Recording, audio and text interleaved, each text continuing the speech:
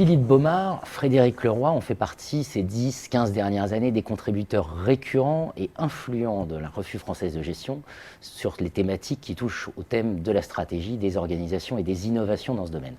Ils ont par ailleurs participé à un projet d'envergure, une encyclopédie de la stratégie, qui a pour particularité de vouloir porter un discours différent, francophone, faire rayonner une pensée francophone aussi de la recherche en stratégie. Un auteur phare du monde de la stratégie, enseigné dans toutes les business schools de la planète, enseigné depuis le Bac+2 jusqu'au doctorat, c'est Michael Porter. Et j'ai souhaité avec eux aujourd'hui interroger la contribution de Michael Porter, pourquoi Porter est devenu la référence qu'il est devenu, a été critiqué comme il a été critiqué, bref, instruire la question de après Porter, y a-t-il un renouveau des modèles stratégiques? Philippe Baumard, Frédéric Leroy, bonjour. Bonjour. Je vous propose peut-être de partir sur qui est Porter, pourquoi Porter, les antécédents de Porter en quelque sorte. Quand Michael Porter écrit son ouvrage, qui effectivement est devenu la logique dominante de l'enseignement de la stratégie depuis maintenant près de 60 ans, il arrive à un moment où la stratégie, c'est quoi? La stratégie, c'est, on est dans l'après-guerre, c'est Igor Antsov, et Antsov, c'est l'école, ce qu'on appelle l'école du choix stratégique. Donc chez Antsov, mais aussi chez Andrews, chez Gouff, dans les équipes qui sont à Harvard et pas uniquement à San Diego, pour la stratégie, elle est inspirée d'une seule et même idée, qu'il y a d'un côté l'entreprise qui a des capacités, des compétences distinctives, de l'autre l'environnement qui a des besoins, et il faut faire l'adéquation entre les deux. Ce qu'on appelle souvent le modèle SWOT pour les Ça a été le modèle SWOT, oui, force, faiblesse, opportunité, menace, mais avant ça, c'est stratégie et structure, c'est-à-dire il suffit d'avoir la structuration adéquate à un environnement qui est une variable externe, et donc on a cette idée que l'environnement est finalement une variable inanimée. Hein, c'est une sorte de paysage, on colle les capacités, les compétences au paysage et ça marche. Donc il arrive dans ce climat-là, il vient de l'économie industrielle, et l'économie industrielle, elle est plus dynamique. L'économie industrielle, elle porte les notions d'information imparfaite, elle explique les cartels, les jeux de coalition, elle explique le pouvoir de négociation, qui est très très important, qu'on retrouve, qu'on n'avait pas chez Antsov. Hein. Et donc il arrive et il dit, non, la stratégie, c'est pas ça. La stratégie, c'est gérer ses forces en présence de façon dynamique, et ce pouvoir de négociation permanent qu'il y a entre les fournisseurs, les substituts, l'environnement de l'entreprise, les dirigeants, les nouveaux entrants. Voilà. Et ça, c'est quelque chose qui a un immédiat engouement. Alors, Frédéric Leroy, je crois que vous avez une anecdote sur le cas Porter. Ça ne s'est pas imposé tout seul, si j'ai bien compris. Il faut effectivement le remettre dans le contexte. On est dans un contexte des années 70 où il y a le déclin de l'Empire américain, comme ça a été dit. Il y a surtout la menace des Japonais. Donc, le problème pour le gouvernement américain, c'est de restaurer la compétitivité des entreprises américaines. Et un des diagnostics qu'ils font, c'est la faiblesse des cours de stratégie dans les MBA. Les cours de business policy sont fondés sur des case studies, et il y a très peu de contenu conceptuel. Et ils considèrent que ce n'est pas suffisant pour former les futurs dirigeants des grands groupes américains. Et ils demandent à Harvard de donner un contenu beaucoup plus conceptuel aux cours de stratégie. Et comme ils n'ont pas les ressources en interne, ils vont ouvrir un concours. Et Michael Porter va se présenter, il ne va pas être pris tout de suite. Finalement, il va être pris avec l'idée qu'il doit refonder le cours et que cette recommandation du cours doit permettre au management stratégique de devenir un cours avec des fondements théoriques aussi forts que d'autres cours dans le domaine du management. Donc, ce n'est pas forcément du goût de Lord Christiansen, Andrews, Goethe, qui font du case studies et qui ne le voient pas forcément arriver d'un bon oeil, parce qu'il est d'une toute autre tradition intellectuelle. Il va utiliser, en fait, les cas d'analyse qui ont été fondés en économie industrielle. Alors, en économie industrielle, c'est l'antitrust, le problème. Hein.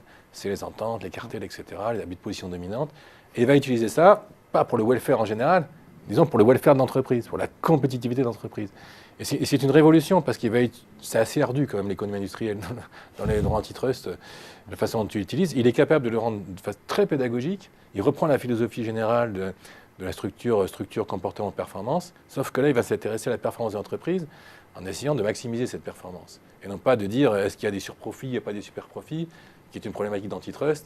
Mais la problématique, c'est comment je fais pour rendre l'entreprise durablement performante.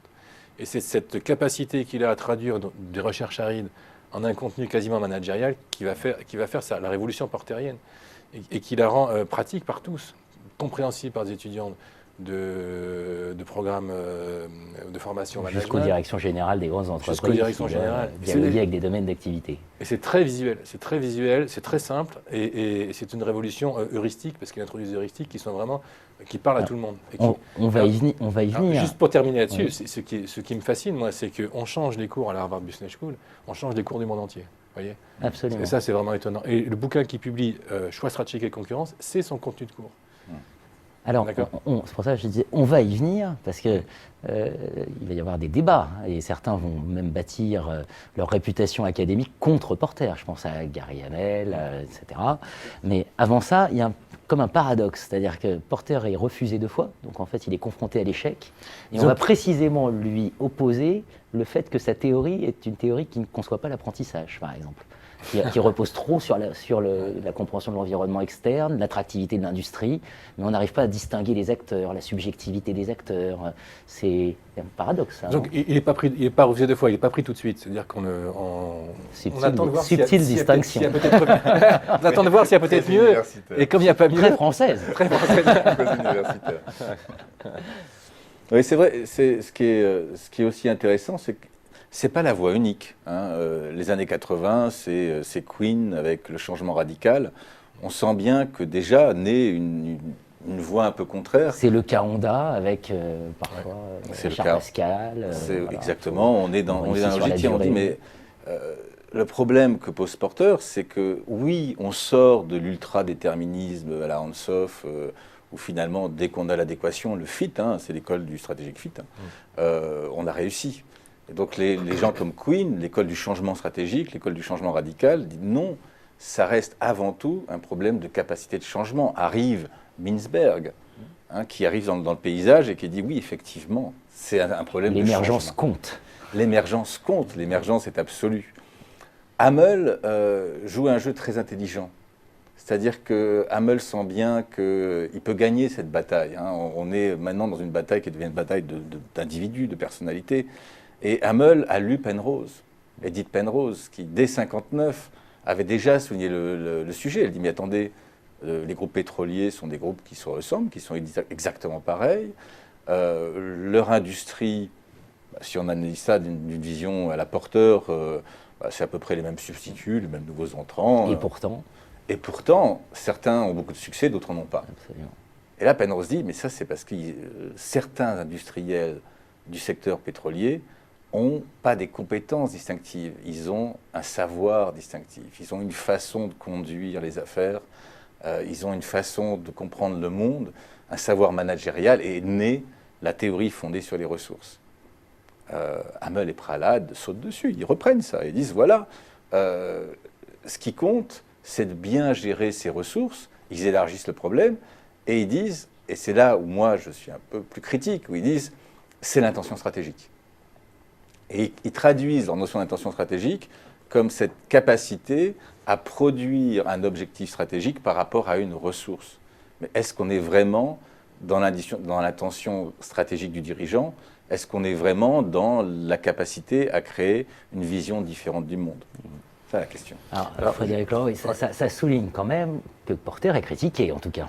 Alors, ce qu'il faut bien comprendre les évolutions, dans les années 80, de façon générale, dans la société, on a un certain relativisme.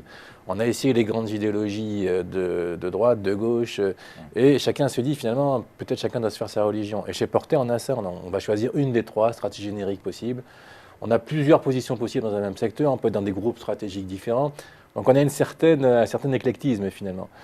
Et dans les années 90, on passe à un mouvement de société, quelque chose d'assez différent, dans lequel on va sortir du structuralisme ou du déterminisme qu'on connaît bien en sociologie, où on a une prédétermination de son comportement par les structures, et on va retrouver une voie unique.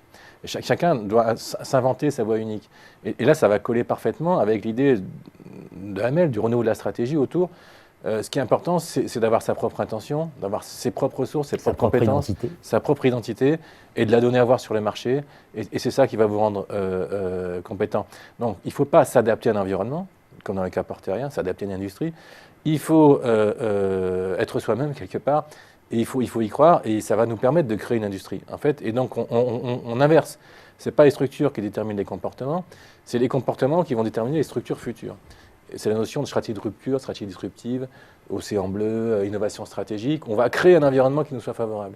Je ne m'adapte pas à un environnement qui existe, je crée un environnement qui soit favorable. Je crée Amazon, je crée l'iPad, l'iPhone, je crée des choses qui n'existent pas et dont je vais être dominant sur le marché. Et là, on a un changement total parce que les modèles portériens qui sont ultra puissants pour étudier des industries qui existent, ils sont assez muets pour expliquer comment on va créer des industries nouvelles. Et on est dans ce dilemme d'aujourd'hui parce qu'on a quelque chose de très pédagogique, mais qui ne permet pas de la créativité. On a quelque chose de très pédagogique qui permet de la reproduction, de bien se positionner dans un secteur qui existe. Et on a beaucoup plus de mal. Donc tout le monde utilise Porter parce que quand il faut faire de la pédagogie, on a ça. Après, le problème, c'est de trouver des nouveaux modèles d'analyse stratégique qui permettent d'inventer le futur, de conquérir le futur, comme disait Amélie Pralade, ou de créer un environnement qui sera celui où on sera en puissance. Il faudra sans arrêt le recréer en plus. Sa doctrine de l'hypercompétition de Davny, toute l'école de la dynamique concurrentielle, ça ne s'arrête jamais. Ils reprennent l'école autrichienne, ils reprennent Kirchner, ils reprennent Van Mises, et ils disent les avantages concurrentiels ne peuvent pas être durables, contrairement à ce que dit Porter. Donc c'est de la capacité à recréer sans arrêt des nouveaux avantages concurrentiels qu'on va avoir sur le long terme une performance. Et donc on a du mal à calquer Porter sur ce nouveau monde. Et pourtant, en 2 ans, Kodak est sorti d'un marché parce qu'il n'a pas pris le numérique. La Redoute a des problèmes. Aujourd'hui, on nous explique que Windows, qui a fondé son succès sur le fait qu'on paye des licences système d'exploitation, c'est fini. Maintenant, c'est le modèle Android, c'est le système d'exploitation gratuit. Donc, on nous dit Microsoft est fini. On nous dit le problème de Intel, c'est qu'ils ne sont pas sur les tablettes. Or, le prochain, c'est les tablettes. Donc, Intel est fini. Enfin, il y a une rapidité des cycles aujourd'hui qui fait que si on ne rentre pas dans cette dynamique de créer son marché futur, en 2 ans, on est sorti, quoi. Ça nous renvoie, parce que vous avez évoqué le cas Apple, qui est absolument passionnant à mettre en relation avec ça. Milieu des années 90, Steve Jobs est débarqué. Tout le monde connaît l'histoire. Hein. Et 2001, la reconquête va se faire par une diversification. C'est-à-dire, on retombe sur du Ansoff, on se diversifie, la musique, l'iPod, et puis 2007, l'iPhone. Moi, j'ai un souvenir, c'est quand Steve Jobs présente le lancement de l'iPhone, il fait une analyse brutalement porterienne. C'est-à-dire qu'il dit pourquoi le téléphone au fond? Pourquoi pas autre chose? Pourquoi pas des chaussures? Pourquoi le téléphone? Parce que c'est 1 milliard d'unités vendues. Et si on prend 1% de ce marché, d'1 milliard d'unités, ça veut dire qu'on a déjà 10 millions, tout de suite. Et donc c'est étrangement, au moment où Microsoft arrive avec le Zune, pour concurrencer l'iPod, c'est le moment où lui fait un pas de côté et annonce que depuis 2 ans et demi, il travaille sur un téléphone pour des raisons très porteriennes. Et ça rappelle cette tension entre le tactique et le stratégique. C'est-à-dire qu'à un moment donné, la stratégie, c'est aussi cette capacité à discerner l'information essentielle, et là, Porter est vraiment utile, quand même, et de celle qui est, au fond, anecdotique, qui relève davantage de la tactique, ou en tout cas de l'opérationnel. Et est-ce que c'est pas ça qui nous manque parfois dans les écrits de stratégie actuelle, dans cette culture stratégique qui serait nécessaire de démocratiser davantage? Pour revenir au cas de Jobs et de l'iPhone, hein, il ne faut pas oublier que sa première intention stratégique, on est bien dans la théorie fondée sur les ressources, c'est l'iPad. Le premier projet qu'il crée, ce n'est pas l'iPhone, c'est l'iPad, c'est le grand format. Absolument. Il crée ce grand format et là, on voit bien, on est un peu dans le démenti sur l'intérêt de l'intention stratégique à la Amélie Pralade, parce qu'il a en main, avant tout le monde, avant tous les concurrents, il a en main la technologie qui aujourd'hui domine le marché. La tablette existe avant toutes les autres technologies, avant l'iPod et sa roue. Et donc on a effectivement ce que fait Jobs, mais ce que font aussi tous ces grands patrons de la révolution numérique. C'est non seulement ils remettent Porter au goût du jour parce qu'ils sont très ancrés dans la dynamique concurrentielle, c'est extrêmement agressif. Vous avez rappelé la bataille Apple-Samsung. On est vraiment dans les nouveaux entrants. On casse la mobilité du nouvel entrant. Ça, c'est des concepts portériens. On met des barrières à l'entrée, on met des barrières dynamiques, des barrières contractuelles. On a des batailles de brevets. Mais ces batailles de brevets ne sont pas des batailles sur le contenu. Ce sont des batailles qui sont des batailles concurrentielles sur le marché. Et là, on arrive à la limite des ennemis du modèle de Porter, c'est que finalement, ce que dit la théorie des ressources, c'est très tautologique, c'est la critique récurrente. Si on est riche et bien portant, on a plus de chances de gagner que si on est pauvre et malade. Comme le veut l'adage. Et donc, finalement, la théorie sur les ressources souffre du même mot, du même problème qu'avait eu la théorie de la contingence. On se souvient de ce jeune chercheur qui s'appelait William Starbuck, qui avait publié un article, Rattlesnakes in the Garden of Aston. C'était un des grands moments d'histoire de la stratégie, où Starbuck n'y croit pas. Il dit, tiens, mais ces seuils critiques, là, ça ne peut pas marcher. Il n'y a pas de seuil à partir duquel j'ai du succès. Et donc, il reprend toutes les données de l'école d'Aston. Il leur demande gentiment les caisses de données, il les analyse. Et il démontre qu'il y a des milliers de degrés de liberté, qu'il n'y a pas de fiabilité statistique. Et qu'en fait, les conclusions de la théorie de la contingence ne sont pas vérifiables. On a le même problème avec la théorie fondée sur les ressources, sur l'intention stratégique par rapport à une ressource. Voilà comment, en fait, Porter est extrêmement résilient.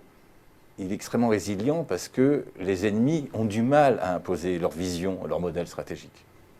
Absolument. Ouais, Alors, c'est clair. une petite question, Frédéric Leroy. Vous avez évoqué quand même Daveny.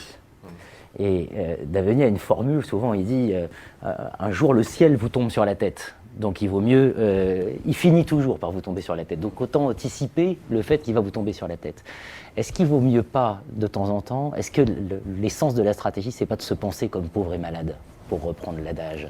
Est-ce que le pire risque, c'est de penser qu'on est riche et bien portant? Parce que finalement, un riche et bien portant, c'est en stratégie un pauvre et malade en devenir. Alors, Danny Miller, il a le fameux paradoxe d'Icare. Hein. Plus on réussit, plus on prépare sa propre chute. Hein. Donc, et en stratégie, c'est assez vrai. Hein. C'est-à-dire que le fait de créer une industrie à l'origine, le fait de devenir dominant dans cette industrie, le fait de répéter des méthodes pendant un certain temps, la Redoute, Virgin, etc., fait penser qu'il y a ce qu'on appelle des recettes de l'industrie, et donc que ça va se poursuivre éternellement.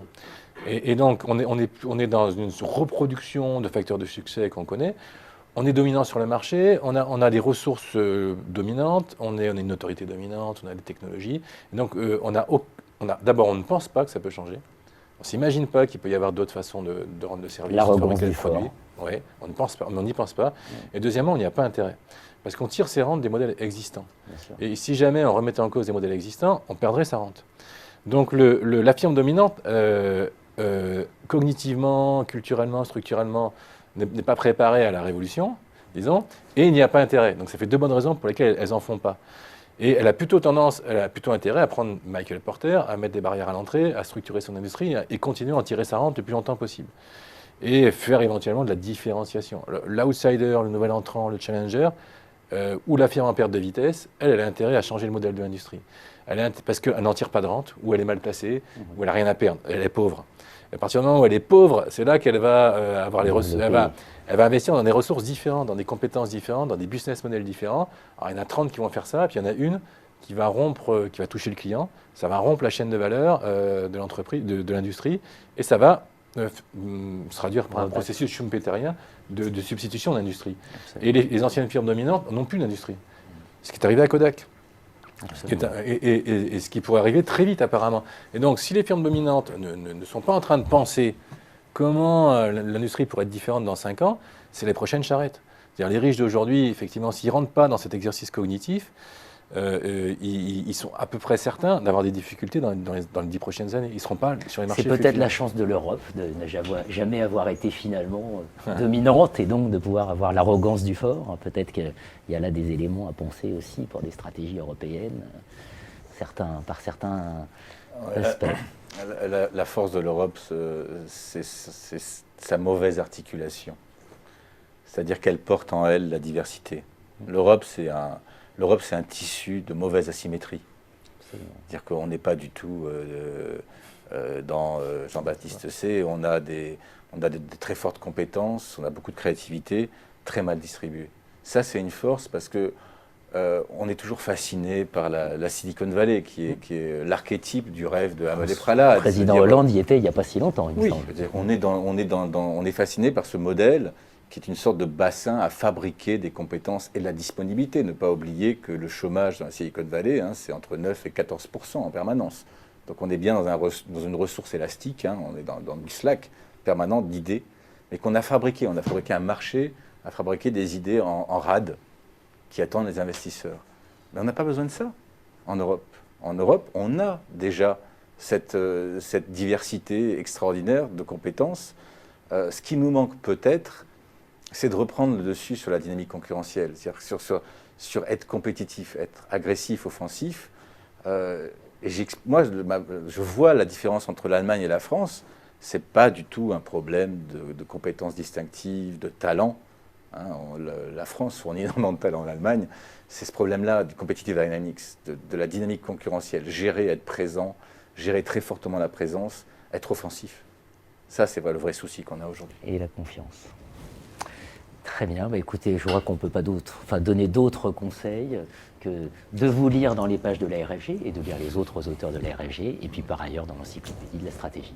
Merci. Je vous remercie de votre venue. Merci.